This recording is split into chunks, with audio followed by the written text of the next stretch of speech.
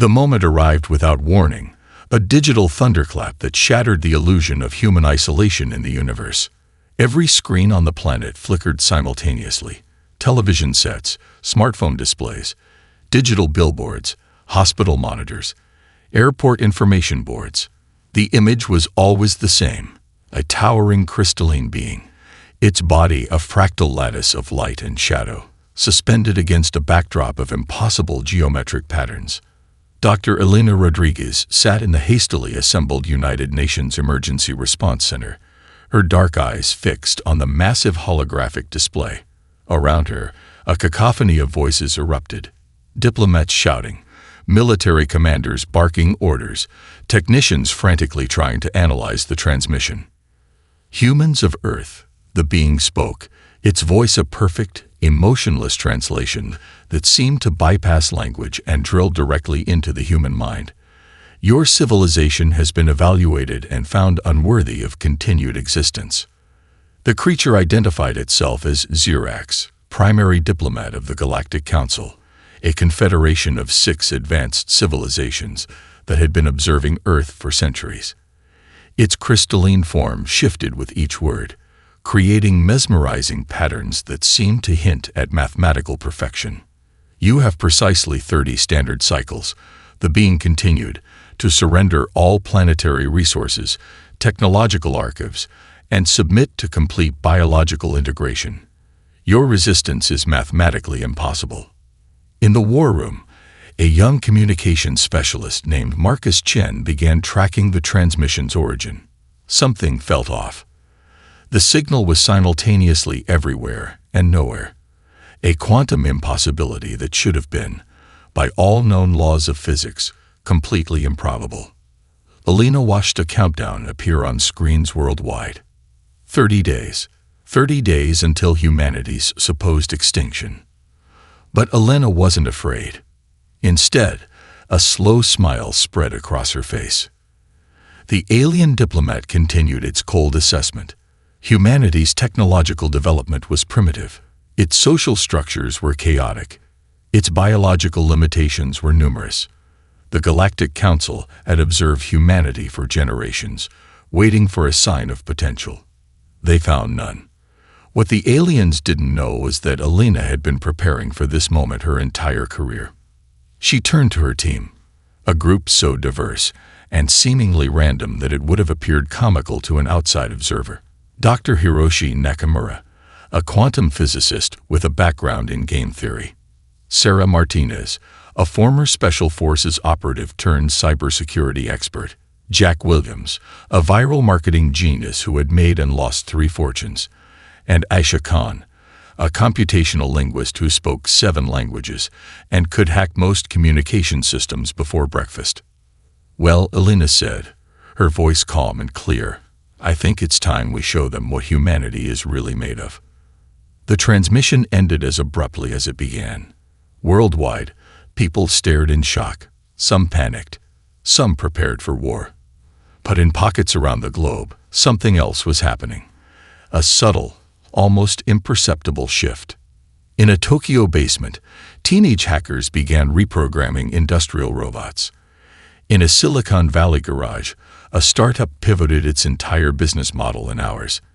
In a Mumbai call center, employees started designing communication protocols that would make Cold War cryptographers weep with joy. Humanity wasn't going to surrender. Humanity was going to fight.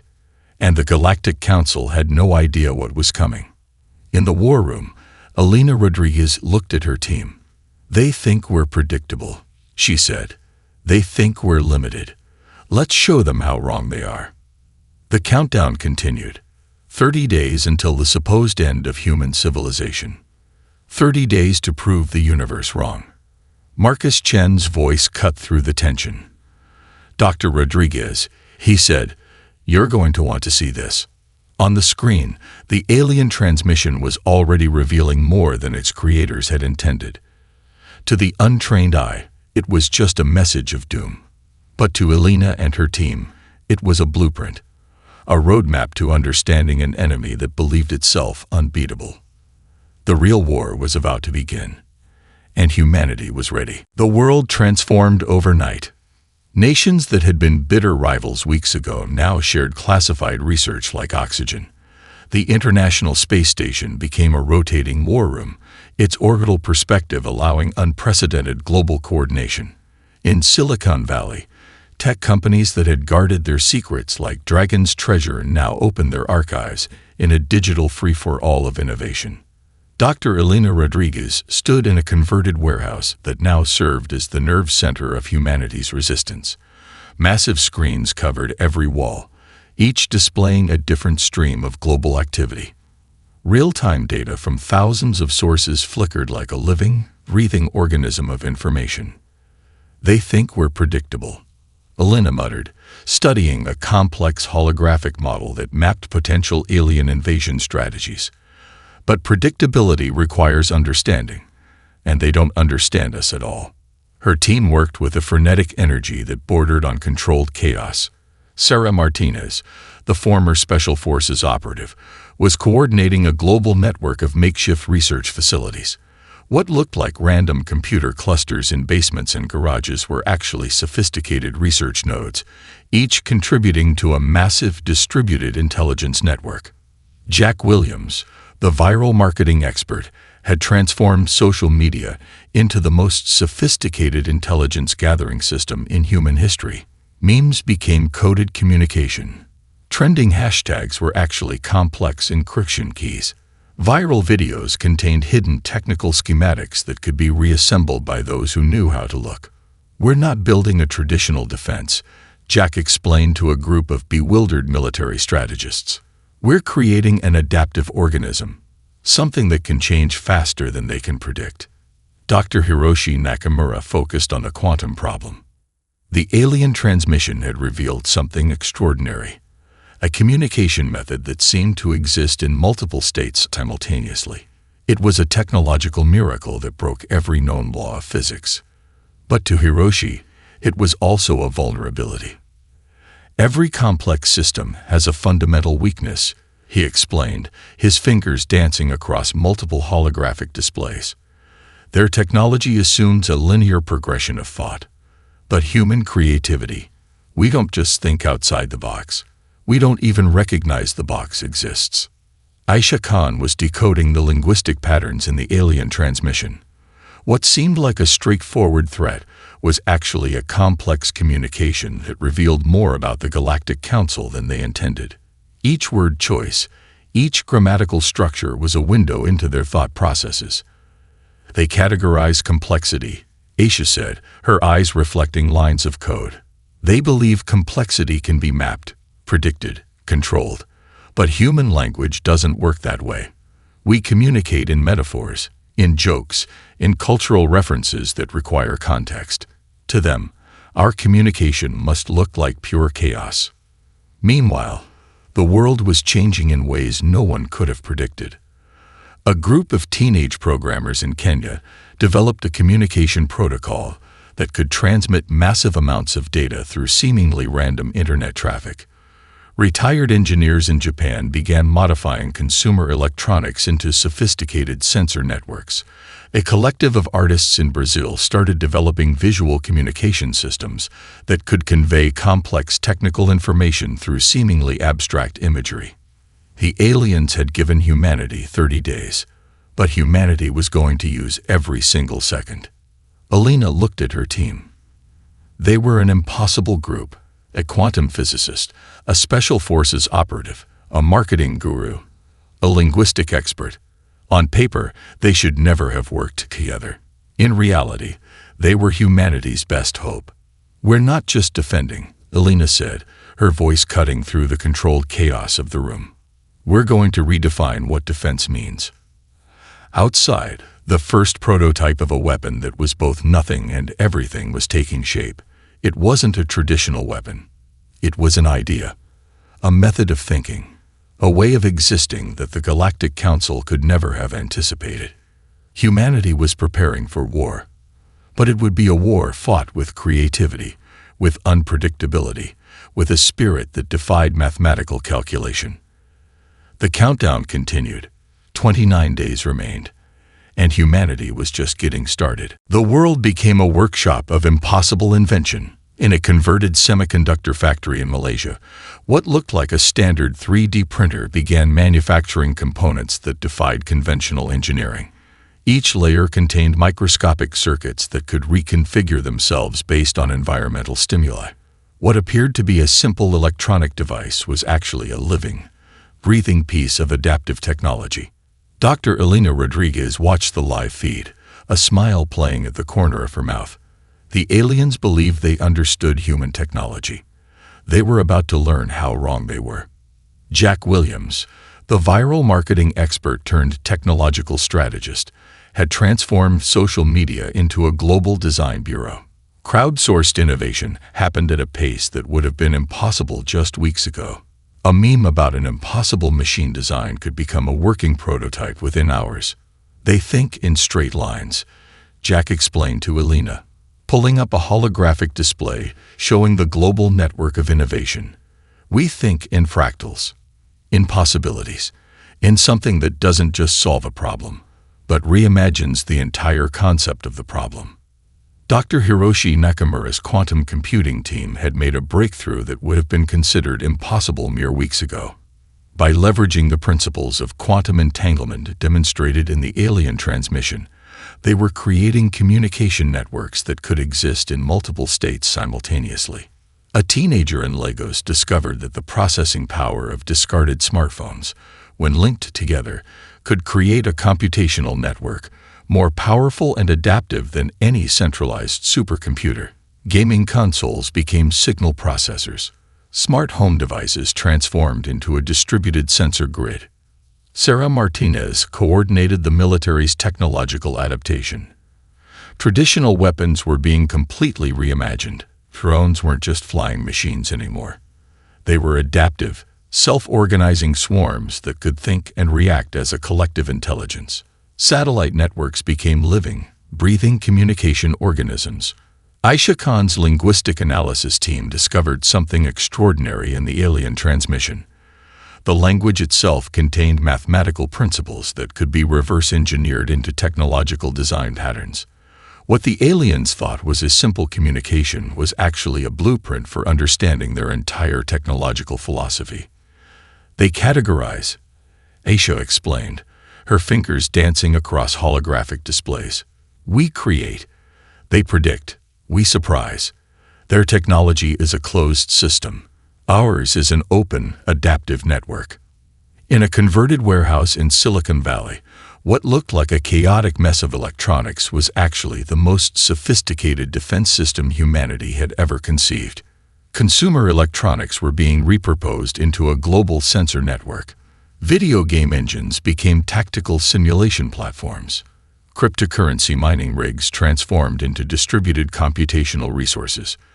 The truly revolutionary aspect wasn't the technology itself, it was how it was being developed. No single person or organization was in charge. It was a global, collective effort that defied traditional hierarchical structures. A design created in a Brazilian favela could be instantaneously improved by engineers in Tokyo, refined by a collective of artists in Berlin, and implemented by a manufacturing team in India. The aliens had given humanity 30 days. Humanity was going to use every second to create something entirely unprecedented. Elena Rodriguez understood the true weapon they were developing wasn't a piece of technology. It was a method of thinking, an approach to problem-solving that was fundamentally incomprehensible to a civilization built on predictability and control. We're not just building defenses, Elena told her team during a late-night strategy session. We're demonstrating a fundamental truth about human potential. We don't just adapt, we transform. Outside the warehouse, the first prototypes of weapons that were simultaneously everything and nothing continued to take shape. They weren't traditional armaments.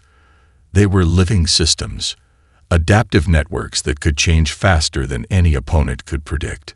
The countdown continued. 28 days remained, and humanity was just beginning to understand its true potential. Deception became an art form. Dr. Elena Rodriguez understood that the most powerful weapon was not technology, but information, or more precisely, The manipulation of perception.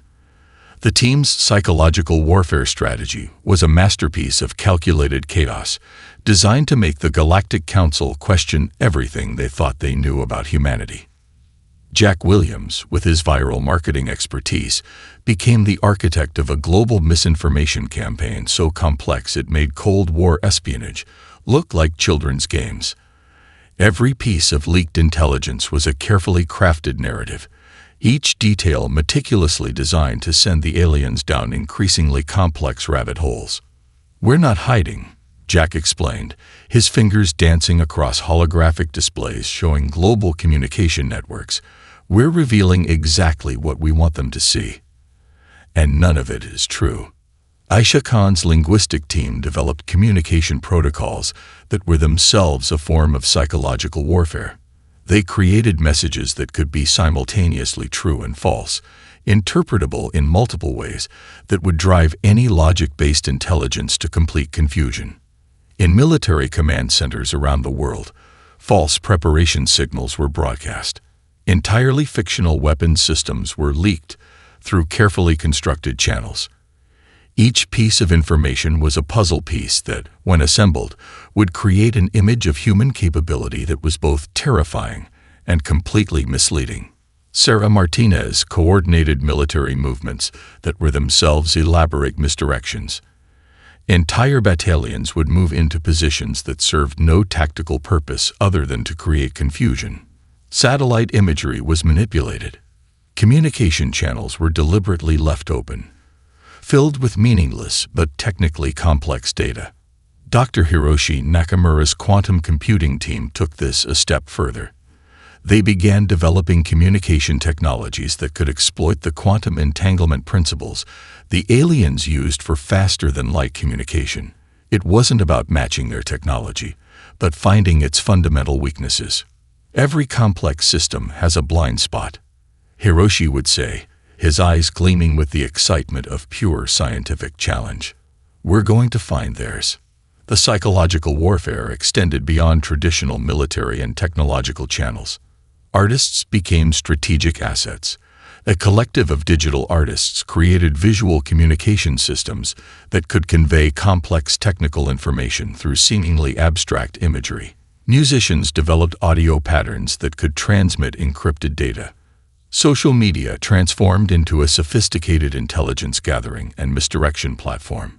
Trending hashtags became encrypted communication channels. Viral memes carried hidden technical schematics.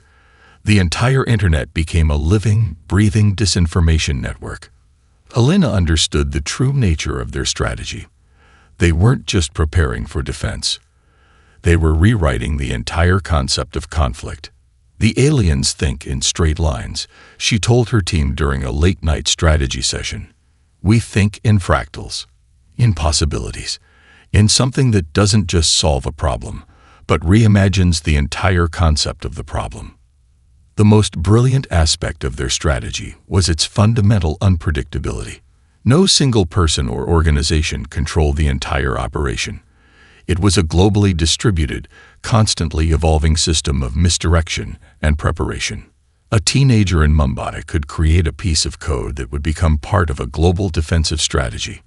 A street artist in Sao Paulo might design a visual communication system that would confuse alien intelligence networks.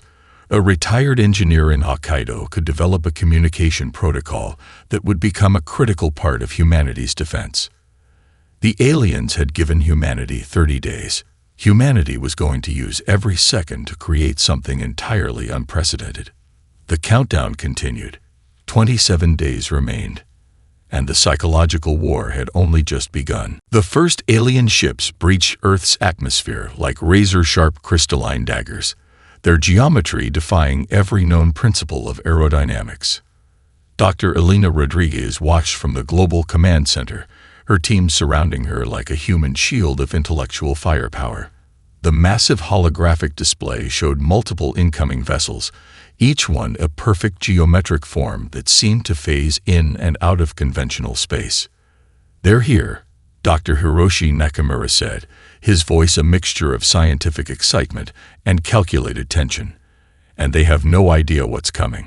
The alien fleet's approach was mathematically perfect, precise formations that suggested centuries of strategic planning.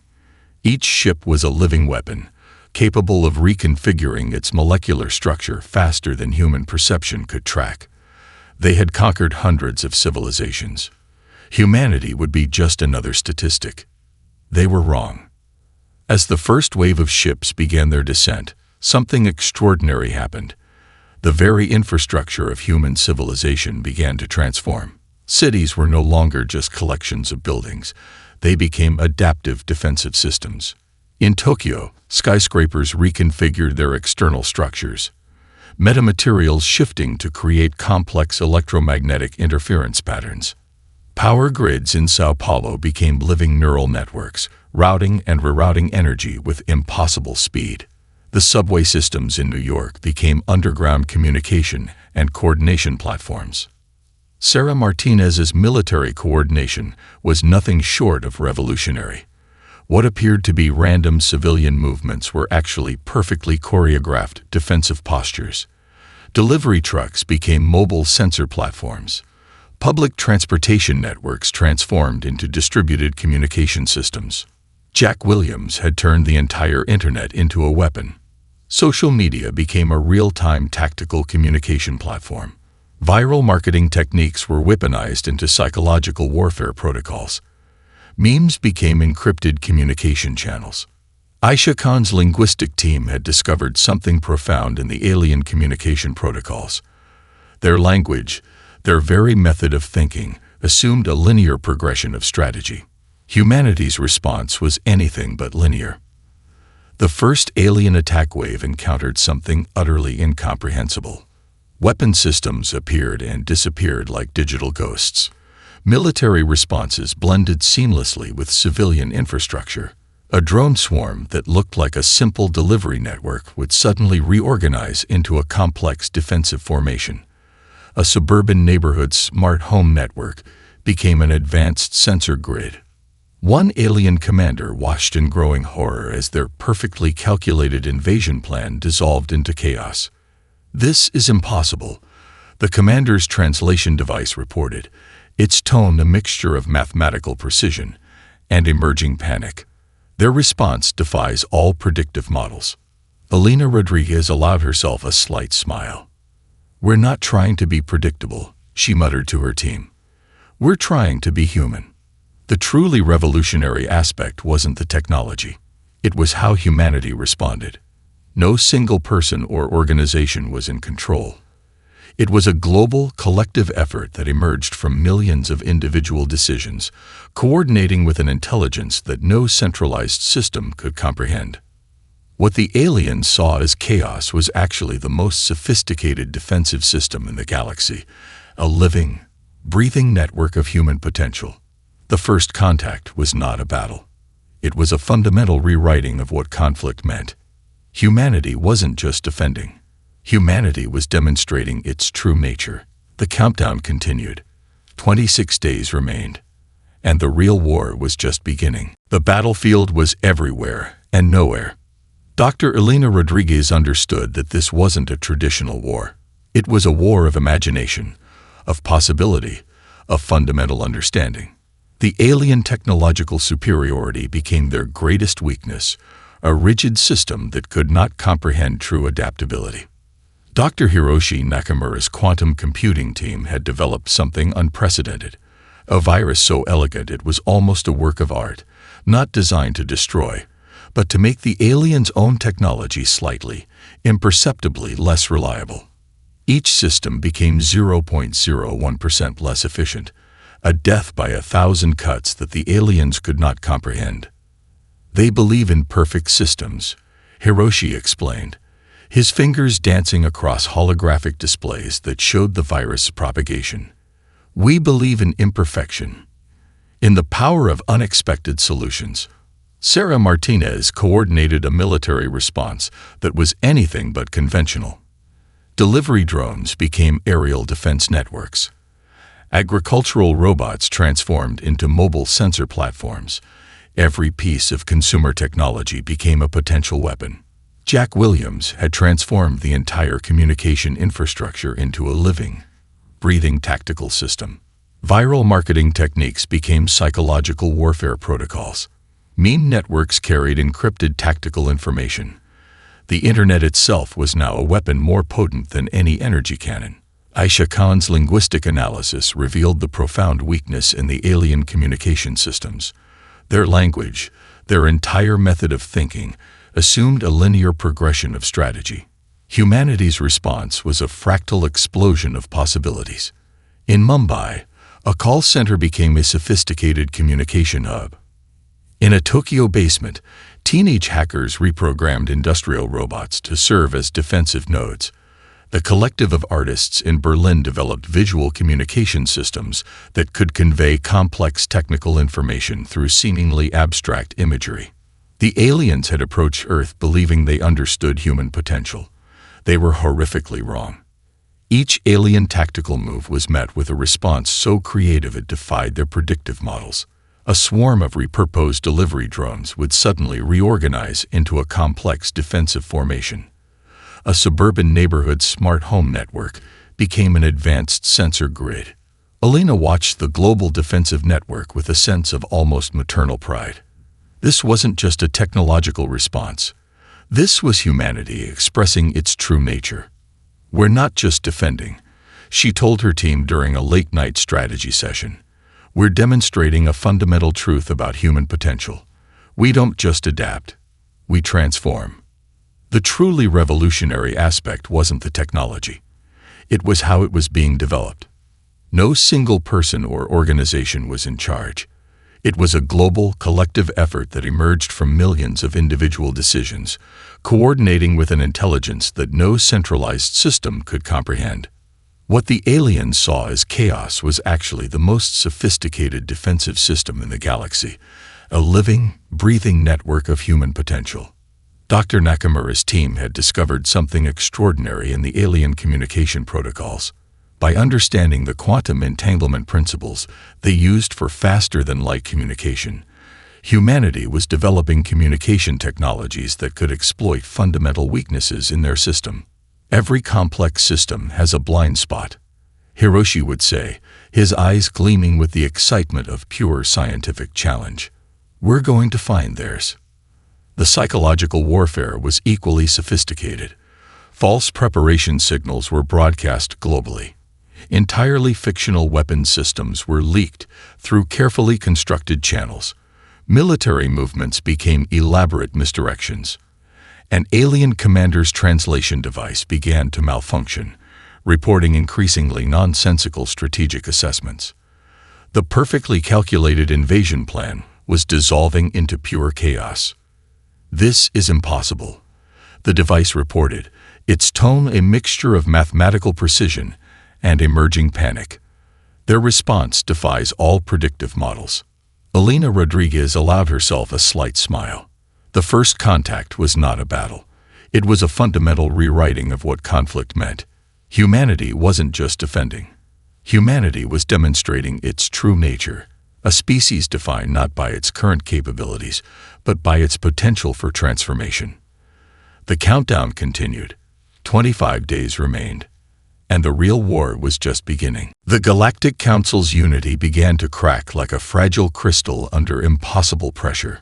Dr. Alina Rodriguez watched the diplomatic channels dissolve in real time, a holographic display revealing the intricate web of alien political relationships that were now unraveling.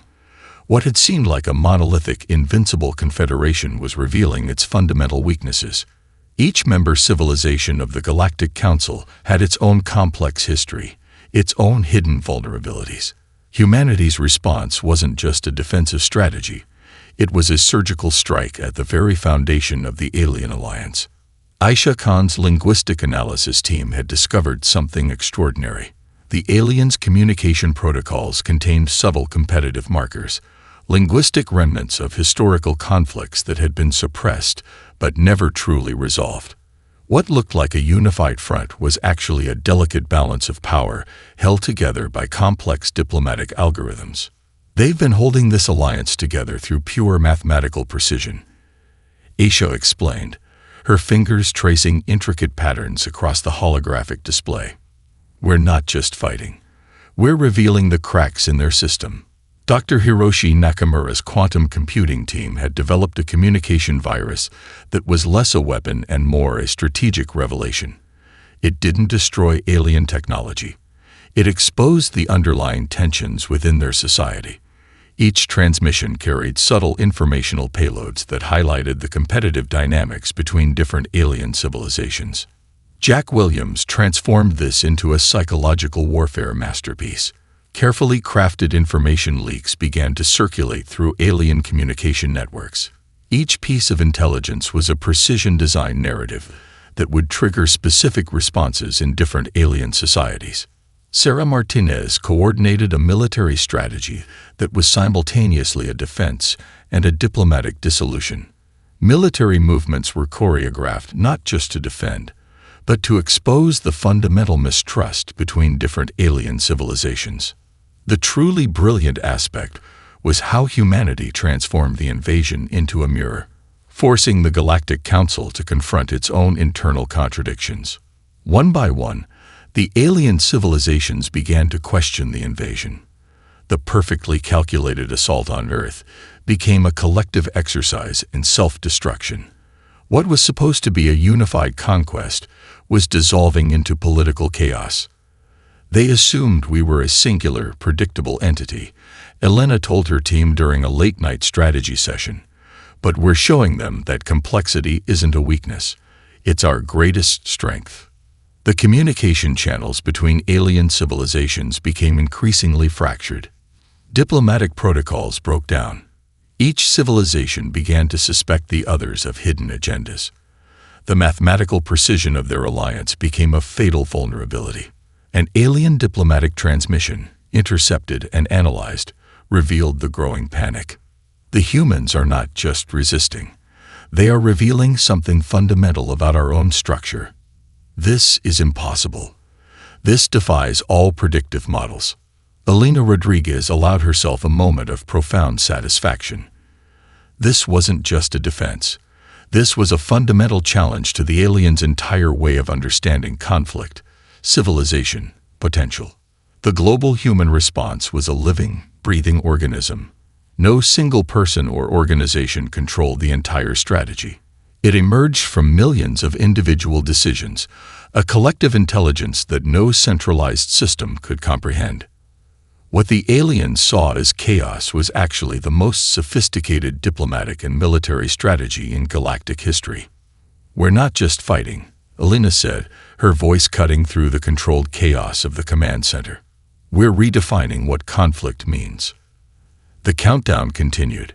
24 days remained, and humanity was just beginning to understand its true potential. The final confrontation was not a battle. It was a profound moment of existential recalibration. Dr. Elena Rodriguez stood in the Global Command Center, watching as the alien fleet's perfect geometric formations began to dissolve. What had begun as an invasion was now becoming something entirely unprecedented in galactic history. The Galactic Council's transmission came not as a threat, but as something closer to bewilderment. "Humans of Earth," the message began, its previous tone of absolute certainty now replaced by something that almost resembled respect. "Your civilization challenges fundamental understanding." Dr. Hiroshi Nakamura's quantum communication breakthrough had done more than just defend. It had revealed something profound about the nature of intelligence, of potential, of existence itself. The aliens were no longer seeing humanity as a potential resource to be conquered, but as a civilization that fundamentally challenged their entire philosophical and technological paradigm. Aisha Khan's linguistic team had transformed communication itself into a weapon more powerful than any energy cannon. They had shown that language was not just a method of communication, but a living, adaptive system that could reshape understanding itself. Jack Williams' psychological warfare had revealed the fragile nature of the aliens' supposedly perfect society. What looked like a unified confederation was actually a delicate balance held together by mathematical precision, and humanity had shown how quickly that precision could dissolve. Sarah Martinez's military strategy had demonstrated that defense was not about overwhelming force, but about adaptive potential. Every piece of human technology, every social system, every individual became part of a living, breathing defensive network. The alien fleet began to withdraw, not in defeat, but in a state of profound confusion. They had approached Earth expecting a simple resource acquisition. Instead, they encountered a civilization that defied every predictive model. Elena understood the true victory was not military, it was philosophical. "We're not just a species," she told her team as they watched the alien withdrawal. "We're a continuous process of becoming. Our strength is not in our current capabilities, but in our potential for transformation."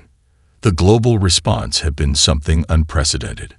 No single person or organization had controlled the entire strategy. It emerged from millions of individual decisions, a collective intelligence that no centralized system could comprehend. What the aliens saw as chaos was actually the most sophisticated form of existence in the galaxy. The final transmission from the Galactic Council was both a surrender and a recognition. "Humans of Earth, you are not what we predicted. You are something else entirely." As the alien fleet disappeared, humanity looked not like a conquered or defending civilization, but like something new, a living, breathing system of potential, a species defined not by its current state, but by its capacity for continuous transformation. The countdown ended. 30 days had passed, and humanity had done more than survive. Humanity had redefined what survival meant. In command centers, in research facilities, in homes and schools and streets around the world, people looked up, not in fear, not in triumph, but with a profound understanding that they had just witnessed something extraordinary. This was not an ending. This was a beginning.